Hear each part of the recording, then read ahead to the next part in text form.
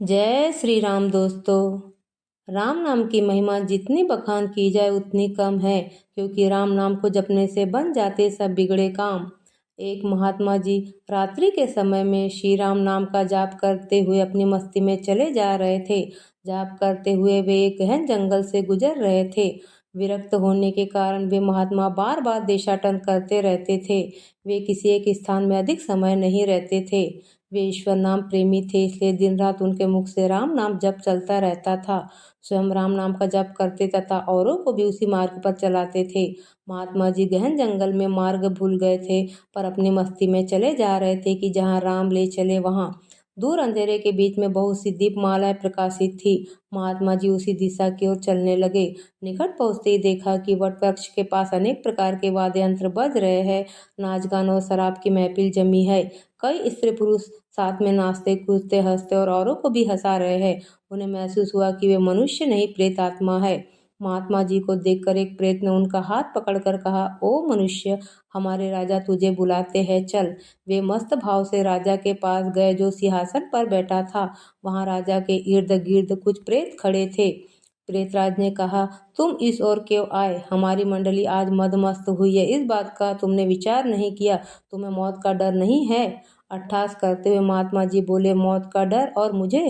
राजन, जिसे जीने का मोह हो उसे मौत का डर होता है। हम साधु लोग तो मौत को आनंद का विषय मानते हैं। यह तो देह परिवर्तन है जो प्रारब्ध कर्म के बिना किसी से हो नहीं सकता। प्रेतराज बोला, तुम जानते हो हम कौन हैं? महात्मा जी बोले, मैं अनुमान करता हूँ कि आप प्रेतात्मा हो। प्रेतराज बोला, तुम जानते हो लोग समाज हमारे नाम से कांपता है। महात्मा जी बोले, प्रेतराज, मुझे मनुष्य में गिनने की गलती मत करना। हम जिंदा दिखते हुए भी जीने की इच्छा से रहित मृत्यु तल्य है। यदि जिंदा मानो तो भी आप हमें मार नहीं सकते। जीवन मरण कर्माधीन है। मैं एक प्रश्न पूछ सकता हूँ? महात्मा जी की निर्भयता देखकर प्रेतों के राजा को आश्चर्य हुआ कि प्रेत का नाम सुनते ही मर जाने वाले मनुष्यों में एक इतनी निर्भयता से बात कर रहा है। सचमुच ऐसे मनुष्य से बात करने में कोई हर्ज नहीं। प्रेतराज बोला, पूछो क्या प्रश्न है? महात्मा जी बोले, आज यहाँ आनंद उत्सव क्यों मनाया जा रहा है? प्रेतराज बोला, मेरी इकलौती कन्या योग्य पति न मिलने के कारण अब तक कुंवारी है, लेकिन अब योग्य जमाई मिलने की संभावना है। कल उसकी शादी है, इसलिए यह उत्सव मनाया जा रहा है। महात्मा जी हंसते हुए, तुम्हारा जमाई कहाँ है? मैं उसे देखना चाहता हूँ। प्रेतराज बोला, जीने की इच्छा के मोह के त्याग करने वाले महात्मा, अभी तो वह हमारे प्रेत योनि को प्राप्त नहीं हुआ है। वह इस जंगल के किनारे एक गांव के श्रीमंत धनवान का पुत्र है। महादुराचारी होने के कारण वह इस समय भयानक रोग से पीड़ित है। कल संध्या के पहले उसकी मौत होगी, फिर उसकी शादी मेरी कन्या से होगी। इसलिए रात भर गीत नृत्य और मद्यपान करके हम आनंद उत्सव मनाएंगे। महात्मा जी वहां से विदा होकर श्री राम नाम का जाप करते हुए जंगल के किनारे के गांव में पहुंचे। उस समय सुबह हो चुकी थी। एक ग्रामीण से महात्मा ने पूछा, इस गांव में कोई श्रीमान का बेटा बीमार है? ग्रामीण बोले, हाँ महाराज, नवलशा सेठ का बेटा साकल चंद 1 वर्ष से रोगग्रस्त है। बहुत उपचार किए पर उसका रोग ठीक नहीं हुआ। महात्मा जी नवलशा सेठ के घर पहुंचे। साकल चंद की हालत गंभीर थी। अंतिम घड़ियां थी, फिर भी महात्मा जी को देखकर माता पिता को आशा की किरण दिखी। उन्होंने महात्मा का स्वागत किया। सेठ पुत्र के पलंग के निकट आकर महात्मा जी राम नाम की माला जपने लगे। दोपहर होते होते लोगों का आना जाना बढ़ने लगा। महात्मा बोले, क्यों साकल चंद, अब तो ठीक हो? साकल चंद ने आंखें खोलते ही अपने सामने एक प्रतापी संत को देखा तो रो पड़ा। बोला, बाबा जी, आप मेरा अंत सुधारने के लिए पधारे हो। मैंने बहुत पाप किए हैं, भगवान के दरबार में क्या मुंह दिखाऊंगा? फिर भी आप जैसे संत के दर्शन हुए हैं, यह मेरे लिए शुभ संकेत है। इतना बोलते उसकी सांस फूलने लगी। वह खांसने लगा। बेटा, निराश न हो, भगवान राम पतित पावन है। तेरी अंतिम घड़ी है, अब काल से डरने का कोई कारण नहीं। खूब शांति से चित्त वृत्ति के तमाम वेग को रोककर श्री राम नाम के जप में मन को लगा दे। जाप में लग जा। शास्त्र कहते हैं, चरितम रघुनाथस्य शतकोटिम प्रविस्तरम एकैकम अक्षरम पुण्य महापातक नाशनम। अर्थात 100 करोड़ शब्दों में भगवान राम के गुण गाए गए हैं। उसका एक एक अक्षर ब्रह्म हत्या आदि महापापों का नाश करने में समर्थ है। दिन ढलते ही साकलचंद की बीमारी बढ़ने लगी। वैद्य हकीम बुलाए गए। हीरा भस्म आदि कीमती औषधियां दी गई। किंतु अंतिम समय आ गया था। यह जानकर महात्मा जी ने थोड़ा नीचे झुककर उसके कान में राम नाम लेने की याद दिलाई। राम बोलते उसके प्राण पखेरु उड़ गए। लोगों ने रोना शुरू कर दिया। शमशान यात्रा की तैयारियां होने लगी। मौका पाकर महात्मा जी वहां से चल दिए। नदी तट पर आकर स्नान करके नाम स्मरण करते हुए वहां से रवाना हुए। शाम ढल चुकी थी। फिर वे मध्य रात्रि के समय जंगल में उसी वट वृक्ष के पास पहुंचे जहां प्रेत समाज उपस्थित था। प्रेतराज सिंहासन पर हताश होकर बैठे थे। आज गीत नृत्य हास्य कुछ न था। चारों ओर करुण आक्रंद हो रहा था। सब प्रेत रो रहे थे। महात्मा ने पूछा, प्रेतराज, कल तो यहाँ आनंद उत्सव था, आज शोक समुद्र लहरा रहा है, क्या कुछ अहित हुआ है? प्रेतराज बोला, हाँ भाई, इसलिए रो रहे हैं, हमारा सत्यानाश हो गया। मेरी बेटी की आज शादी होने वाली थी, अब वह कुंवारी रह जाएगी। महात्मा बोले, प्रेतराज, तुम्हारा जमाई तो आज मर गया है, फिर तुम्हारी बेटी कुंवारी क्यों रही? प्रेतराज ने चिढ़कर कहा, तेरे पाप से। मैं ही मूर्ख था कि मैंने कल तुझे सब बता दिया, तूने हमारा सत्यानाश कर दिया। महात्मा ने नम्र भाव से कहा, मैंने आपका अहित किया, यह मुझे समझ में नहीं आता, क्षमा करना, मुझे मेरी भूल बताओ तो मैं दोबारा नहीं करूँगा। प्रेतराज ने जलते हृदय से कहा, यहाँ से जाकर तूने मरने वाले को नाम स्मरण का मार्ग बताया और अंत समय भी राम नाम कहलवाया, इससे उसका उद्धार हो गया और मेरी बेटी कुंवारी रह गई। महात्मा जी बोले, क्या केवल एक बार नाम जप लेने से वह प्रेत योनि से छूट गया? आप सच कहते हो?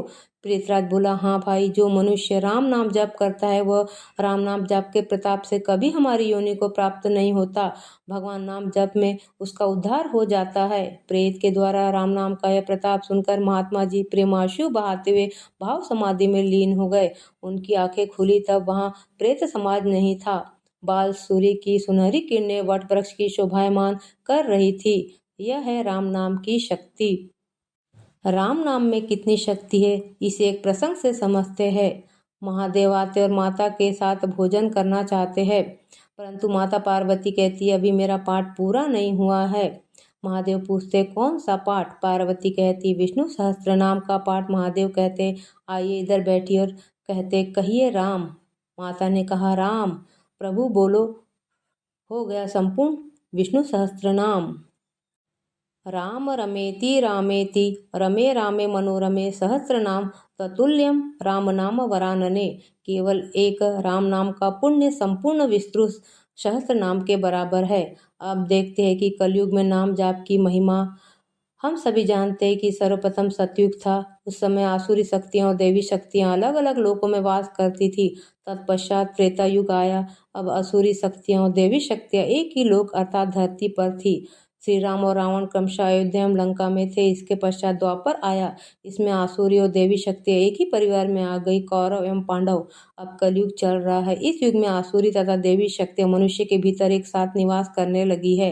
तो राम नाम के जप द्वारा अपने भीतर की आसुरी शक्तियों का धीरे धीरे संहार तथा देवी शक्तियों को ऊर्जा प्रदान करने का कार्य कलयुग में किया जाता है, और इसीलिए नाम जाप कलयुग में एकमात्र उपाय है। दोस्तों, राम के नाम की महिमा का गुणगान जितना ही किया जाए उतना ही कम है। राम के नाम में वह शक्ति है जिसका बखान करना बहुत ही मुश्किल है। शायद शब्दकोश में शब्द भी कम रह जाएंगे। राम का नाम तो भगवान शिव को भी बहुत प्रिय है। अगर कोई व्यक्ति भगवान शिव को प्रसन्न करना चाहता है तो उन्हें राम नाम का जाप सुनाए। भगवान शिव उनसे बहुत जल्दी प्रसन्न होंगे। राम के नाम की शक्ति का वही व्यक्ति अनुभव कर सकता है जो राम के नाम का जाप करता है। संकट मोचन भगवान हनुमान जी से बढ़कर राम के नाम का बखान और कौन कर सकता है। हनुमान जी ने तो अपने दिल के अंदर से यह दिखा दिया कि भगवान राम मेरे दिल में बसते हैं, मेरे कण कण में बसते हैं, मेरे रोम रोम में बसते हैं। भगवान राम के नाम के जपने से हम इस भवसागर रूपी नैया से पार हो सकते हैं। भगवान राम का नाम हमारे सभी संकट हर लेता है। अगर आप भी भगवान राम के नाम की महिमा जानना चाहते तो नित्य प्रति उनके नाम का जप करिए। भगवान राम आपके सभी संकट हर लेंगे। राम नाम की महिमा का गुणगान जितना भी करे उतना ही कम है, क्योंकि राम नाम के 2 अक्षर में न जाने कितना बल है।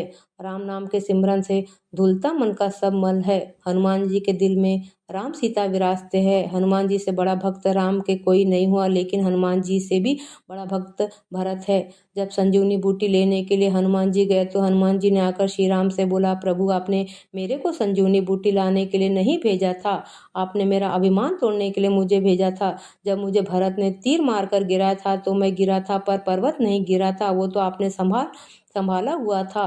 हनुमान जी कहते कि भरत को तो इतना भरोसा था कि आप पर आपके नाम पर यदि मन, वचन और शरीर से श्री राम जी के चरण कमलों में मेरा निष्कपट प्रेम हो, यदि रघुनाथ जी मुझ पर प्रसन्न हो तो यह वानर थकावट और पीड़ा से रहित हो जाएगा।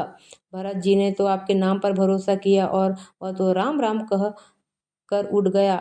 अगर मेरे में इतना भरोसा होता तो मैं संजीवनी लेने नहीं जाता। प्रभु, यह तो आपकी मेरा भ्रम तोड़ने की लिए लीला थी। इसी तरह हम सोचते हैं कि गृहस्थी हमने संभाल रखी, बुढ़ापे में बेटा सेवा करेगा या नहीं करेगा और उसकी चिंता करने लग जाते हैं। हमें उस राम के नाम पर भरोसा नहीं है। अगर यही राम के नाम पर भरोसा होगा तो बुढ़ापा भी अच्छे से पार होगा और राम का नाम भी जपते जपते इंसान परम धाम में जाएगा। ऐसी है राम नाम की महिमा। अगर वीडियो अच्छी लगी तो चैनल को लाइक और सब्सक्राइब करना न भूले।